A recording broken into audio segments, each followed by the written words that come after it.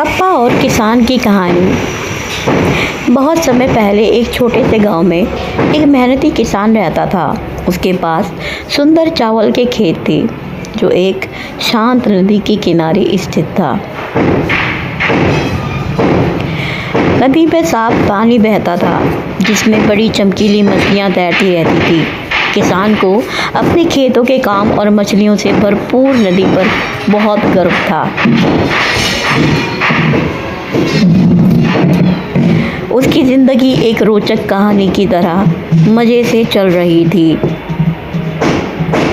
एक दिन किसान ने अपने खेत में काम कर रहा था, तभी उसे नदी में कुछ हलचल सुनाई दी। एक जिज्ञासु प्राणी एक लंबी नाक और टेढ़े मेढ़े दांतों के साथ पानी से बाहर निकला।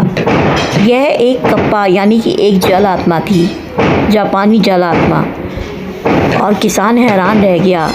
उसने पहले कभी इस तरह का जीव नहीं देखा था। हालांकि कप्पा अजनबियों से डरता था, लेकिन उसने कुछ स्वादिष्ट मछली खाने की उम्मीद से किसान से संपर्क किया। उसके पास बहुत सारी मछलियां हैं। कप्पा फुसफुसाया, क्या मैं एक ले सकता हूँ? किसान ने सोचा, यह एक कोई दुष्ट लगता है, लेकिन यह सिर्फ एक छोटी मछली मांग रहा है, कोई नुकसान नहीं हो सकता। इसीलिए उसने सहमति व्यक्त की। लेकिन हर दिन कप्पा ने एक और मछली के लिए कहा और फिर एक और, जब तक कि नदी में मुश्किल से कोई मछली बची थी। वह रोज़ किसान से मछली मांगता गया। किसान परेशान हो गया। उसने अपने परिवार के लिए भोजन चाहिए था। वह नदी में गया और कप्पा से बात की, कृपया अब और मछली मत लो। किसान ने विनती की। कप्पा बोला, मैं उनके बिना नहीं रह सकता। कप्पा ने हंसकर कहा, मैं रुकूंगा यदि आप मेरे साथ सुमो कुश्ती खेलेंगे।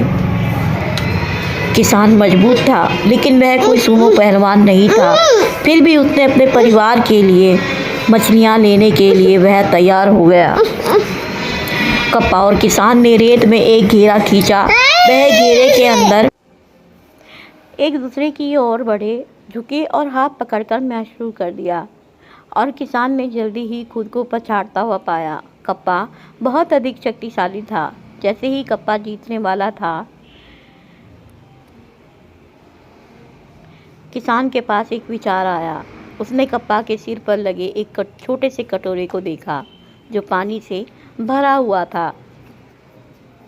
किसान जानता था कि कप्पा को इस पानी को अपने सिर पर रखना पड़ता है। अगर यह नहीं होगा तो वो अपनी शक्ति खो देगा। उसने कप्पा को झुकाने के लिए एक चाल चली। जैसे ही कप्पा झुका, कटोरे से पानी निकल गया। कप्पा कमज़ोर हो गया और किसान ने उसे जल्दी ही हरा दिया। आपने जीत हासिल कर ली है। कप्पा रोया, मैं आपकी कोई भी मछली नहीं लूँगा।